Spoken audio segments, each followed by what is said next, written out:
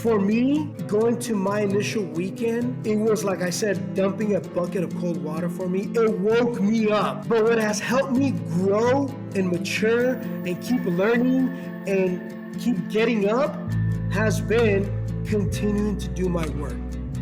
Welcome to the Crucible Project Podcast. The Crucible Project is a nonprofit organization committed to creating a world of men and women who live with integrity, grace, and courage, helping them to fulfill their God-given purpose. This podcast will discuss important and sometimes difficult topics while delivering practical life applications with men and women who are currently practicing this work. We are igniting Christ-like change in men and women through experiences of radical honesty and grace.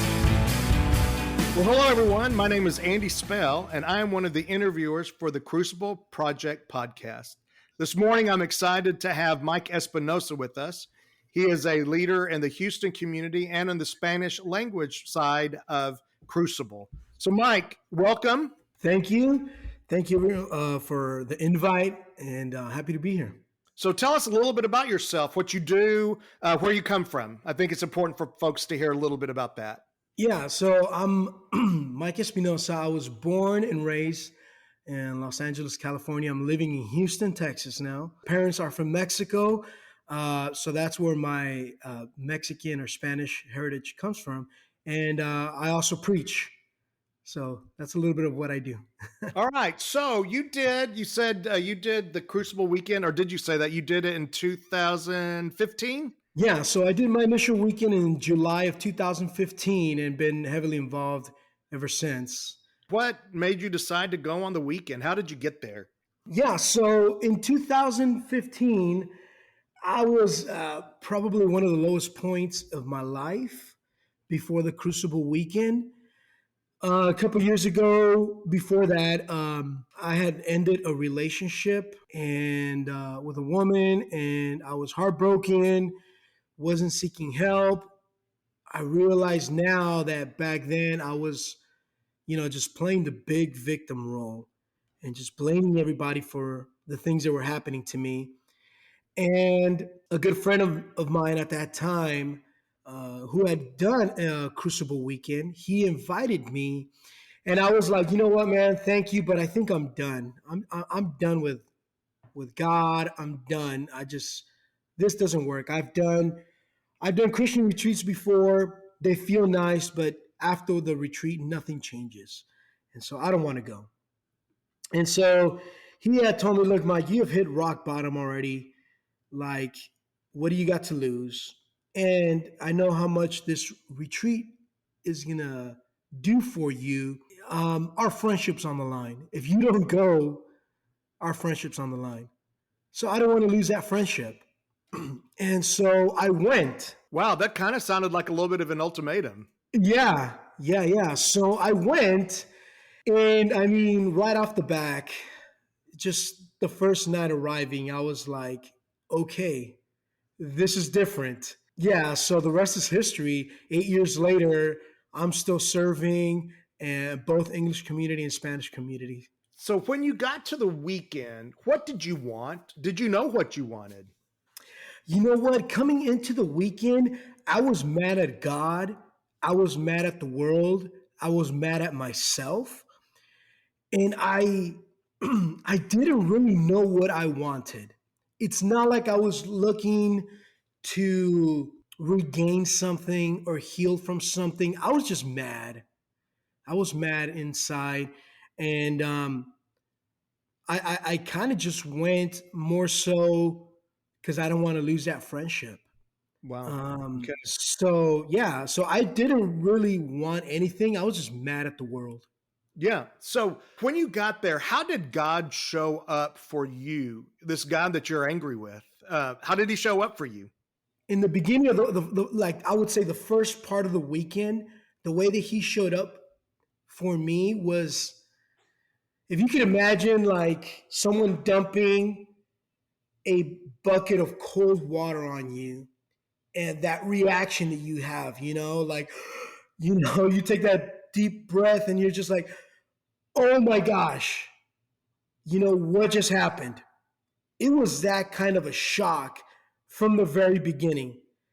And immediately I was I was thinking to myself, okay, this is different. This retreat is not like the other types of retreats that I've done before. This is real. And immediately I started evaluating myself and thinking, okay, I've been playing victim and it hasn't worked out. It's time to take responsibility for my choices. I would say the second half of the weekend for me, the way that God showed up was just love and grace. Those are the two words that come to mind. Yeah, just love, grace, and mercy, I would say. Yeah. So by not taking responsibility, for yourself and blaming everybody else, where had that gotten you? Yeah, at that time, for not taking responsibility, I felt powerless, really, because I was blaming everybody else for my choices. I was blaming everybody else for the things that were happening to me. And so at the same time, I was hoping that someone else would fix my life. Wow. I was waiting for someone to come along and fix my life. No responsibility for my choices. Wow. That's huge. So you went, you got, God showed up, you got grace and mercy. You started realizing that you had to take responsibility for yourself. What else did you learn on that weekend that's been valuable since? Oh man, just so much. Some of the main points, I would say, main things that I've learned from that weekend. One, taking responsibility for your choices and how my choices have impact on others, and how with my choices, I can send messages to others, intended or unintended. And that my choices, they either have a reward or they have consequence. And so it's a lot easier for me to just blame someone else and have someone else fix it. And, that'd be easy. But that's not the case. That's not reality. Reality is that I have to take responsibility for my choices and that others suffer or reap the reward for my choices. Yeah. And so so one of the big things that I got from that weekend was responsibility for my choices, but also I would say integrity. Man, being a man of integrity. Do my words match my thoughts, and do my thoughts match my walk? Am I doing what I say I'm going to do? It's very easy for me to say, oh, yeah, I'll do it, and then cancel later on. That was kind of like my life, my thing, before the Crucible Weekend. I was afraid to say no a lot of times to people because I didn't want to get rejected. I didn't want to get rejected, so I would always overcommit. I would always say yes, yes, yes, and then not follow through. So being a man of my word, a man of integrity, learning how to say no, learning to say, you know what, no, I will not, or no, I don't want to do this, and learning to love myself and not looking to be loved or approved by others. Just knowing that I am good enough, that God loves me, I'm a child of God, and at the same time, I am working every day to be a better person. So you and I met in 2016, became great friends immediately, and have done a lot of life together. U2 concerts, Astros games. Those are kind of highlights and fun things, but we walked through some tough stuff as well. Yeah. So one of the things that happened in this is you'd been rejected by this young lady. It had sent you into a depression, and you did your weekend. But the weekend didn't fix everything, and it didn't solve everything. If you're open to it, and I know we want to talk about all the victories that we've had since the weekends, because we want to be like, hey, it was great and everything fixed, and man, I've been on top of the world and nothing's going to get me down. But the reality is life still happens. So if you're okay with it and you're open to it, what have been some of the tough things since then that you've walked through, and some of the things you've still had to face that didn't go away from one weekend? Yeah, that's a good question. A lot of times I see men leave a weekend thinking or feeling like they just had this life changing experience and everything is fixed. But life continues and life throws things at us. And so it's literally a journey. Every day I learn something new. Every day I have to connect with my Crucible brothers, and learn and grow and mature and keep learning and keep falling and keep learning. So some of the things that I faced after my initial weekend, um, so rejection was one of them. I had felt rejection my entire life, but this time it was different. I had recommitted my life to God after my initial weekend. You know what? I'm going to do things differently now. I'm going to take responsibility for my choices. And I had to start saying no to a lot of things. And I started having to say no to a lot of people. And that didn't go very well with some people because I was a yes man. I was a guy that would, with a smile, I could be a good friend, and yes, count on me. I'm there. I'm there. I'm there. Overcommit, overload myself. So one of the things I learned was it's okay not to say yes all the time. It's okay to say no. So having to put boundaries, healthy boundaries for myself was one of the things that I've had to, you know, come across now after my initial weekend. And some people not liking that, some people rejecting me for my beliefs. Um, After my weekend, about 2019, I think, or 18, I started preaching. I was invited to preach at a church and then just been preaching at several churches.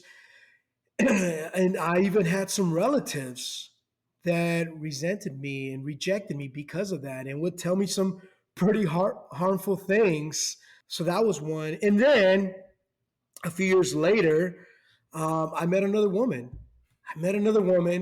And I thought, okay, this is the one. I had this huge desire to be married and start a family. This is the one. And I fell in love, and I thought things were great, and all of a sudden I find her with someone else, and it just breaks my heart, and I'm shattered, and all these thoughts come across my head. My life is ending. My future that I had planned out just went down the toilet, and those old feelings of rejection, not good enough, not wanted, I'm going to be alone the rest of my life, they all just, amplified in my head. But the difference this time after my Crucible weekend compared to last time before my Crucible weekend, it was this time I had a community of men around me. I had men such as yourself, Andy, that were there for me, that listened to me, that held me, that heard me cry, and just also you guys were a safe container for me to let all my anger out, my emotions out. And from my first relationship, it probably took about 6 months of depression and anxiety and just to get over that. And then after my Crucible weekend, a few years later, same situation, different woman. It took me about 6 months to get over it. And the difference was now I handed it to God. I had my Crucible brothers around me.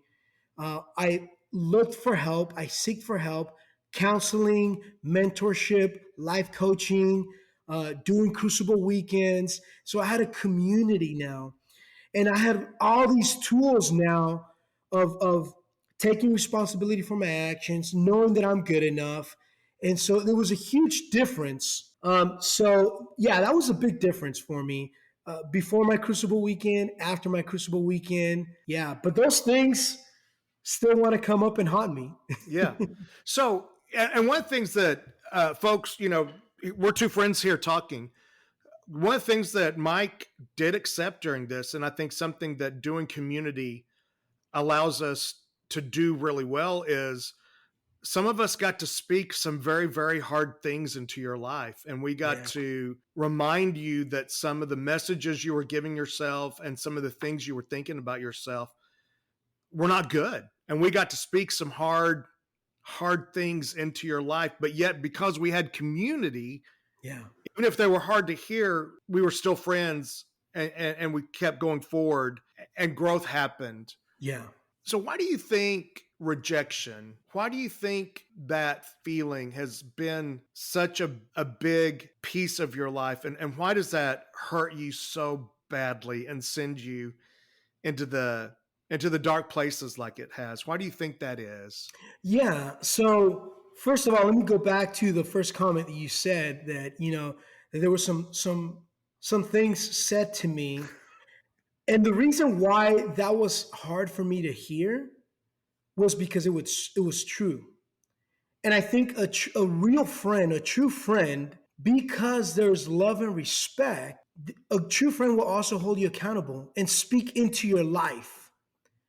I think if you're just a superficial friend, oh man, I'm sorry, or man, forget about that girl, let's go, there's plenty of fish in the sea type of deal. But a true friend that loves and cares, he's going to be there and he's going to speak into your life because he loves you. And so I had that. And if it hurt, it was probably because there was something there that I needed to look into and work. And so I'm still on that journey. And to answer your question, why does that rejection still hurt? Yeah, so for me, there's been rejection in my life. I've dealt with rejection literally since I was a baby. And for me, it comes all the way down to father. Rejection from father, rejection from friends, from girls in school, not being good enough, being the chubby kid in school. And I was never really bullied, but I always went above and beyond. It was almost like a fuel for me to do more, be better, so that I can be approved and accepted. And so I played a lot of sports. I grew up playing sports since I was a little kid all the way to adulthood. And so although I've always loved sports, but my real fuel was so that I could fit in. So I could be a part of the team, And so now I'm learning that, what? If I have to do more just so that you can accept me, I'm okay not being in your circle. I want to be in a circle of friends that love me and accept me just for who I am, And so that's still a journey that I'm in. There's days where I'm rejected or it feels like rejection for whatever reason. And I got to constantly remind myself, Mike, you are good enough. You are lovable. God loves you. You are a child of God. And I don't have to perform for anybody to be loved and accepted. And that's really the type of friends that I want to be with. Mac, that's so good. I think the enemy knows how to attack us. And so I think he comes after us individually, and he likes to get those messages in our heads, and he'll be like, hey, this is a message you heard before, that you're rejected, you're not wanted. So let me just throw that at you again. Let me throw that at you again. But part of the soul work we do is getting past those messages to hear the true messages of God. And to live into that. Man, that's so good. And now, it's really cool that you're getting to use that to speak at churches.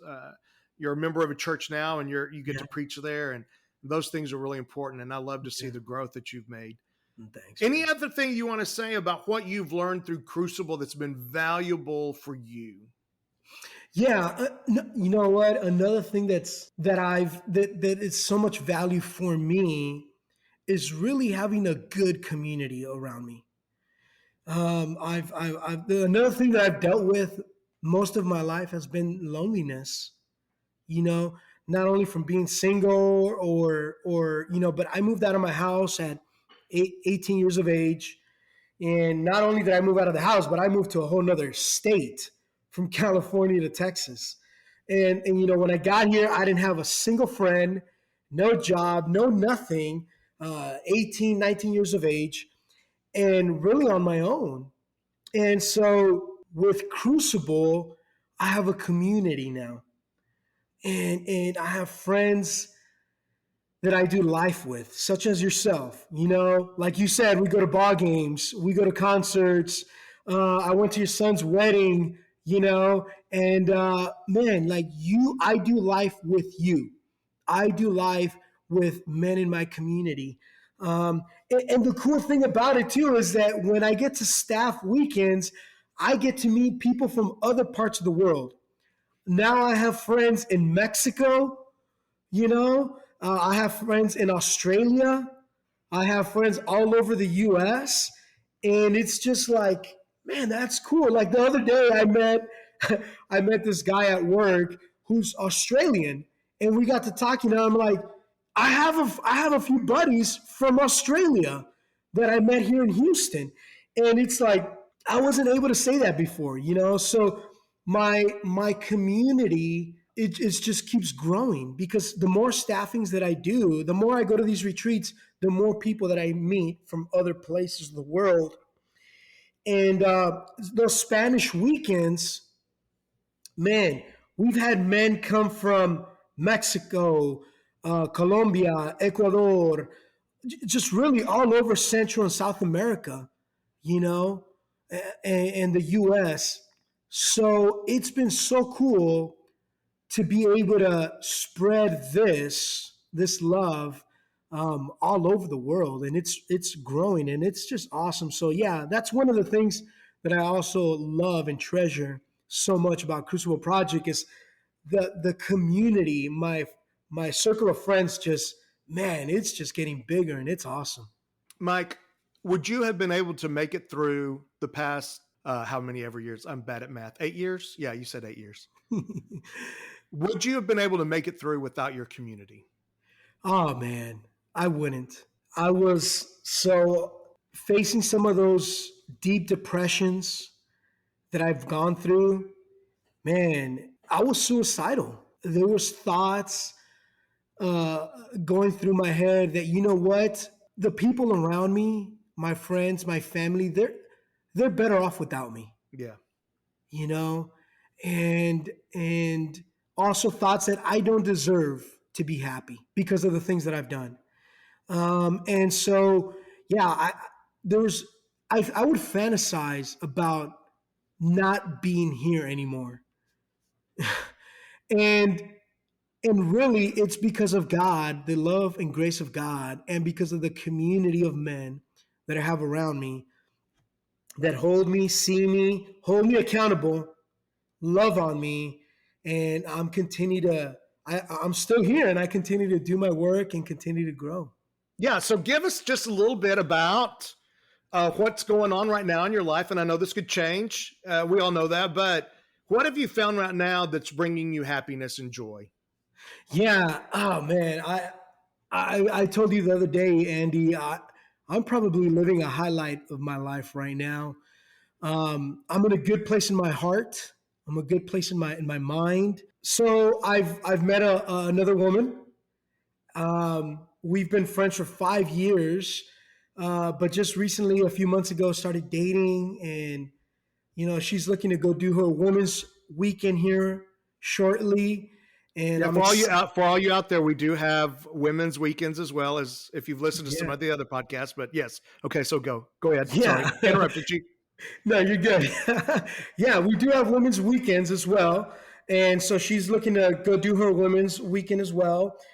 She serves at church. She's just my number one fan.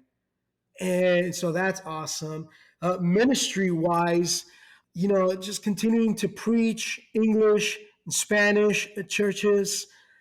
Just recently been invited to a youth conference here in Houston, a 3-day event where I'm going to be speaking in front of a bunch of young people, which is one of my favorite things to do. But another thing that I'm excited about, man, it's our Spanish Crucible weekends. So we've had about 6 to 8 weekends now. Lost track right now. But our Spanish community is just growing so much here in Houston.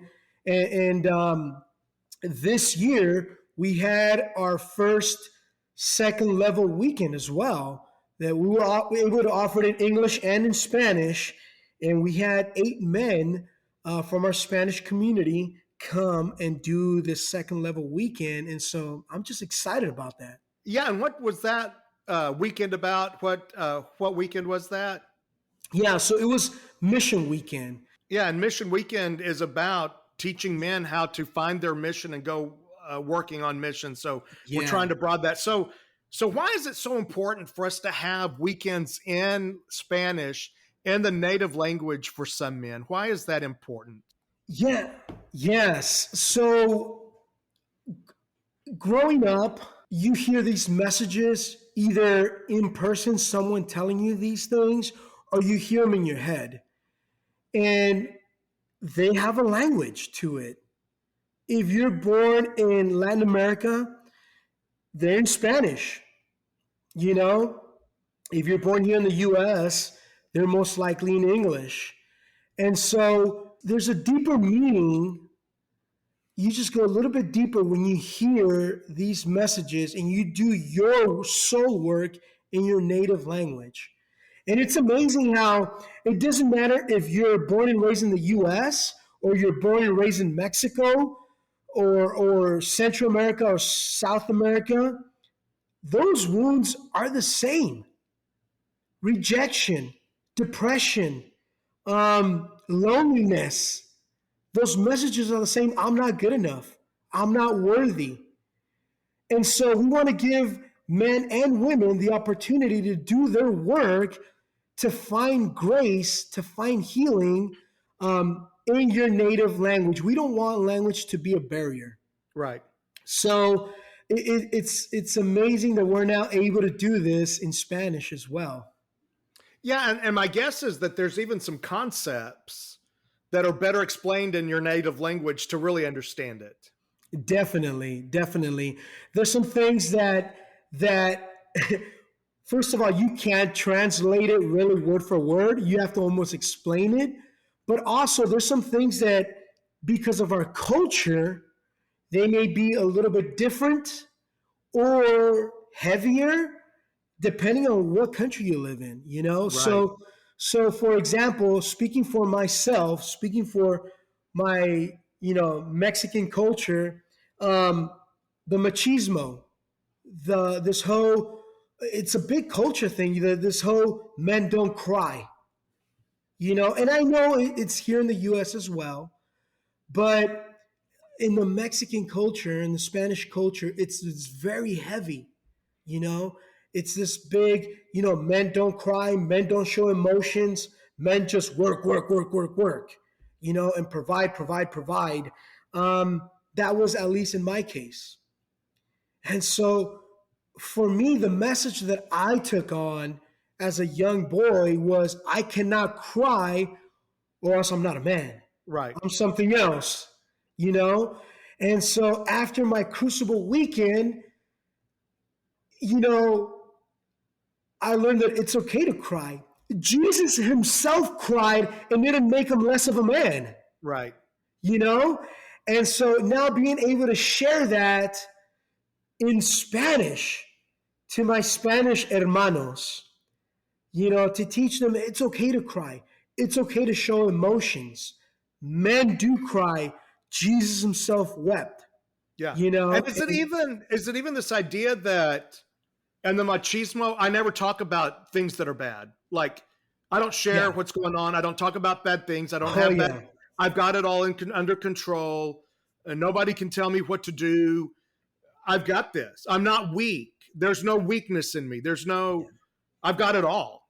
Yeah. Oh yeah. There's this huge facade of what I want you to see and what I don't want you to see. Or this mask of pretending that I got it all taken care of, that I know what I'm doing, that I have it all under control, that I'm tough, I'm macho, but deep down inside, I'm broken. Yeah.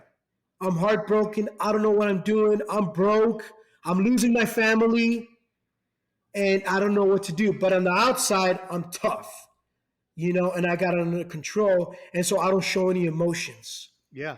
And so in the Crucible Project, you have this space to be able to take off that mask and go deep and touch some of those wounds so that they could be healed and find grace. So on these weekends, what have you seen that, especially the Spanish weekends, that have really gotten you excited and fired up about continuing this work in our Spanish communities? What on these weekends, what have you seen that you're just excited about? Yeah, man. So one of the things that I love, and I always talk about this, and Andy, I've shared it with you as well, is so we've had Spanish weekends in Mexico years before we had Spanish weekends here in Houston. But the Latino that goes to a Spanish weekend here in Houston is a little bit different than the Latino, the Mexican that goes to a Spanish weekend in Mexico. And this is why. So if you go to if you live in Mexico or whatever, any other country, you live in Mexico and you go to a Crucible Weekend in Mexico, you do your soul work and it's great. But if you're a Mexican and you do a Spanish weekend in the US, or a Latino of any kind. Yeah. And you come to the US and you do a weekend here in the US in Houston, first of all, you already come with that message that I'm an outsider. I'm not in my country and I'm not speaking their language. The reason why we do these Spanish weekends is because we want to give you the opportunity to do your work in your native language, in your heart language.